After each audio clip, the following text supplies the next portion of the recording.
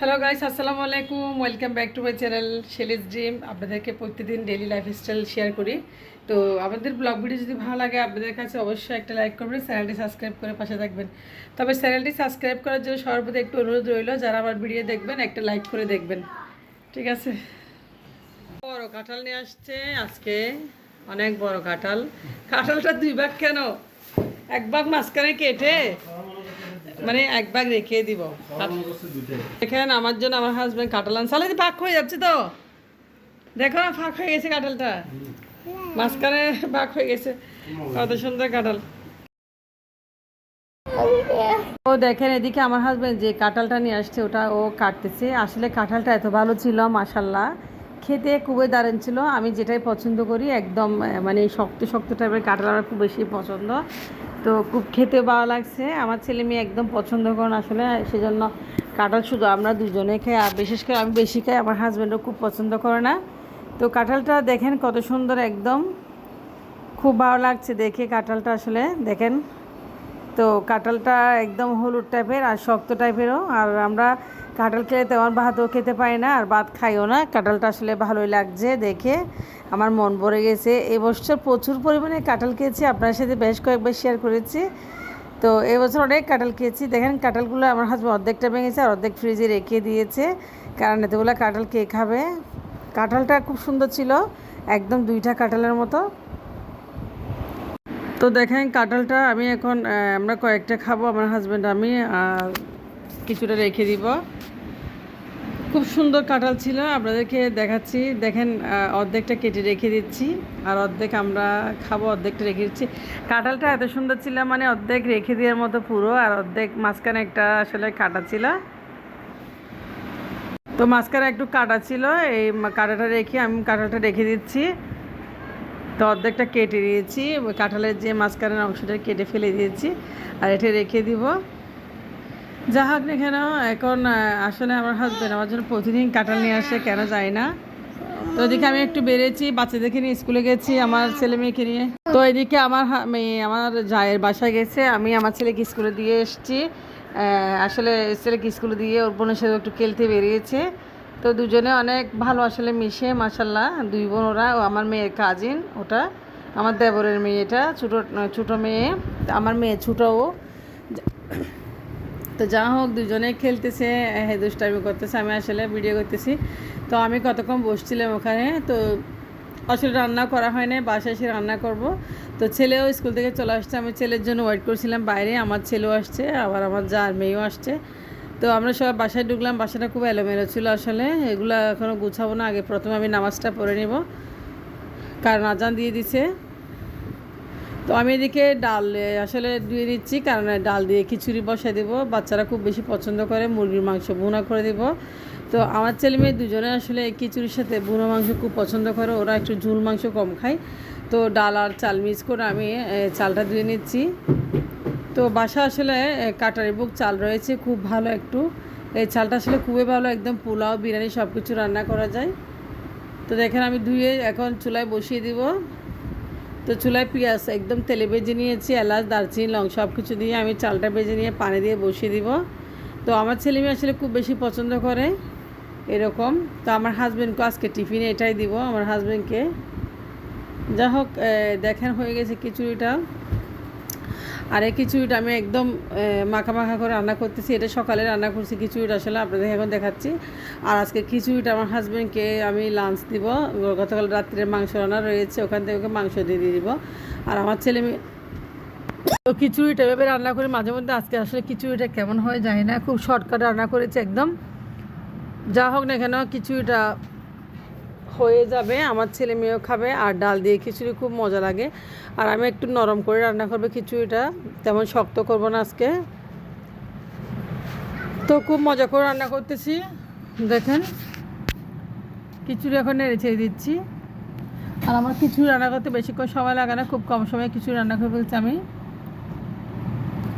হ্যাঁ খিচুড়িটা হয়ে গেছে, খুব সুন্দর একদম জলজরা, একটু নরম করে রান্না করেছি। এই খিচুড়িটা আসলে অনেক মজা হয়। তো আমি একটু হালকা মশলাপাতি দিয়ে রান্না করছি, বেশি মশলা দিয়ে নেই। অন্য সময় আমি যেভাবে খিচুড়ি না করে ওটা রান্না করি না, আজকে করে ফেললে ওরা আসলে খেতে খুব বেশি পছন্দ করে, এভাবে সবসময় রান্না করি। তো চিকেনটা আমরা একটু কম খাই, আমি আমার হাজব্যান্ড একটু কম খাই, আমার জন্য সবসময় মাছটা রান্না করি, লইট্টে মাছ নদীর ছেলে স্কুল থেকে আসছে সেজন্য রান্না বান্না দেরি হয়ে গেছে। তো এটা হয়ে যাক, তারপর আমি চলে আসলাম আবার রান্না করতে মাংস। আসলে আমি আজকে মানে ধাপে ধাপে কাজগুলো করেছি। তো বাইরে থেকে এসে নামাজটা পরে মাংসটা বোনা করতেছি। আমার হাজব্যান্ড গরুর মাংস দিয়েছিলাম, বাচ্চারা পছন্দ করে না। তো যা হোক না কেন আমি এদিকে দেখেন মাংস বের করেছি, ফ্রিজ থেকে বের করে বাসা থেকে বেরিয়েছি। আমার বাচ্চা বুনো মাংস খুব পছন্দ করে। তো এদিকে দেখেন মাংসটা আমি ভালো করে ধুয়ে নিচ্ছি। আসলে বয়সটা আমি করেছি, বাট আমার মেয়ে চিল্লাচিল্লি করছে জন্য আমি বয়স ওভার করে দিয়েছি, বয়সটা কেটে দিয়ে দেখেন মাংসগুলো ধুয়ে আমি হালকা একটু আদা রসুন বাটা পেঁয়াজ বাটা দিয়ে মরিচ মশলা দিয়ে ভালোভাবে মাংসটা আমি রান্না করে এটা বোনা করি। তো আমার ছেলে মেয়ে খুব বেশি আসলে পছন্দ করে মাংস রান্নাটা। তো দেখেন এদিকে আমি মাংসটা ভালোভাবে চুলায় বসিয়ে দিয়েছি, আর একদম কম মশলা দিয়ে রান্না করবো এটা, কারণ যেহেতু বোনা হবে একদম মশলা ব্যবহার করা হবে না। রাঁধুনি গরম মশলা আর মরিচ হলুদ দিয়ে মাংসটা আদা রসুন পেঁয়াজ এলাচ দারচিনি সব কিছু দিয়েছি।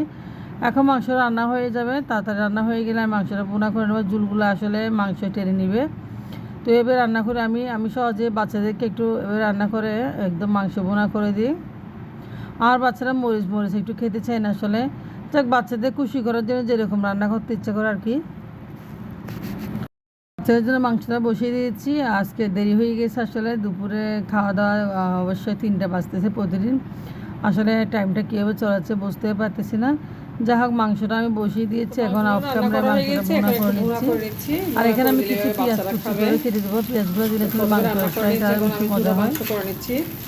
দেখেন মাংসের ফ্রাইটা খুব সুন্দর হয়েছে, আমি তেলের কড়াই দিয়েছি, অনেকটা বোনা হয়ে গেছে। এবং এখানে আমি দিয়েছি কিছুটা পেঁয়াজগুলো দিয়ে দেবো। এখন 2টা পেঁয়াজ কেটে দেবো বড় বড় সাইজের। আর পেঁয়াজ দিলে একটু মাংসটা আসলে খেতেও ভালো লাগে, একটা ভালো ফ্লেভারস বা ঘ্রাণটা পাওয়া যায়।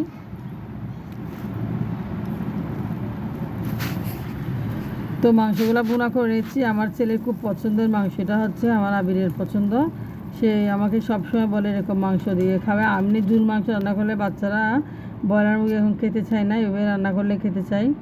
আসলে কেন জানি বাচ্চাদের মন উঠে গেছে। এখন আসলে ভাতও বেড়ে দিয়েছি, খিচুড়ি ভাত। তো দেখেন সবাইকে, আমার মেয়েকে দিয়েছি, আমার ছেলেকে, আমার জায়ের মেয়েকেও দিয়েছি দেখে। তো খিচুড়ি ভাতগুলো খুব ভালো হয়েছে, আসলে খুব মজা হয়েছে মাংস দিয়ে, আসলে ভুনো মাংস দিয়ে অসম্ভব মজা লাগতেছে। তো আমিও আমার ছেলের সাথে অল্প অল্প খেয়ে নিব ওর প্লেট থেকে, যা হোক কীভাবে আমার খাওয়া হয়ে যায় আসলে প্রত্যেকটা দিন। তো দেখেন ভুনা মাংস দিয়ে খিচুড়ি কতটা লোভনীয় হয়েছে, কতটা মজা। আসলে আল্লাহ যা করে ভালোর জন্য করে, আলহামদুলিল্লাহ, সবার কাছে শুকরিয়া। সবাই দোয়া করবেন। ভাত খেয়েছি, ভাত খেয়ে একটু এখন রেস্ট করব, বাচ্চাদেরকে শুয়েছি। বাসটা তো ভালো না, বৃষ্টি আসবে। তো বৃষ্টি আসবে এরকম লাগতেছে। ঘর দুয়ার এখন আবার গুছিয়ে নিয়েছি, আর আমি আসলে ঘর দুয়ার সকাল থেকে গুছাই নাই, স্কুলে গেছিলাম, আজকে অনেক দেরি হয়ে গেছে। তো এই হচ্ছে কথা। রান্নাঘরটা পরিষ্কার করে নিয়েছি একদম খাওয়া দাওয়া করে। এখন আমরা তো প্রত্যেকটা ঘর পরিষ্কার করে নিয়েছি। তো বাইরের ওয়েদারটা দেখেন কি অবস্থা। আজকে মনে হয় রোদ চলে যাচ্ছে, বৃষ্টি শুরু হবে এরকমই লাগতেছে। দেখেন তো বৃষ্টি শুরু হবে। ভাত খেয়েছি, ভাত খেয়ে একটু এখন রেস্ট করবো, বাচ্চাদেরকে শুয়েছি। বাসটা তো ভালো না, বৃষ্টি আসবে। তো বৃষ্টি আসবে এরকম লাগতেছে। ঘর দুয়ার এখন আবার গুছিয়ে নিয়েছি, আর আমি আসলে ঘর দুয়ার সকাল থেকে গুছাই নাই, স্কুলে গেছিলাম, আজকে অনেক দেরি হয়ে গেছে। তো এই হচ্ছে কথা। রান্নাঘরটা পরিষ্কার করে নিয়েছি একদম খাওয়া দাওয়া করে। এখন আমরা তো প্রত্যেকটা ঘর পরিষ্কার করে নিয়েছি। তো বাইরের ওয়েদারটা দেখেন কি অবস্থা। আজকে মনে হয় রোদ চলে যাচ্ছে, বৃষ্টি শুরু হবে এরকমই লাগতেছে। দেখেন তো বৃষ্টি শুরু হবে। তো এই ছোট্ট ব্লগটি আপনারা দেখবেন, আর চ্যানেলটি সাবস্ক্রাইব করবেন, পাশে থাকবেন, সবার প্রতি অনুরোধ রইল। তো আজকের ব্লগ এটুকু। আল্লাহ হাফেজ।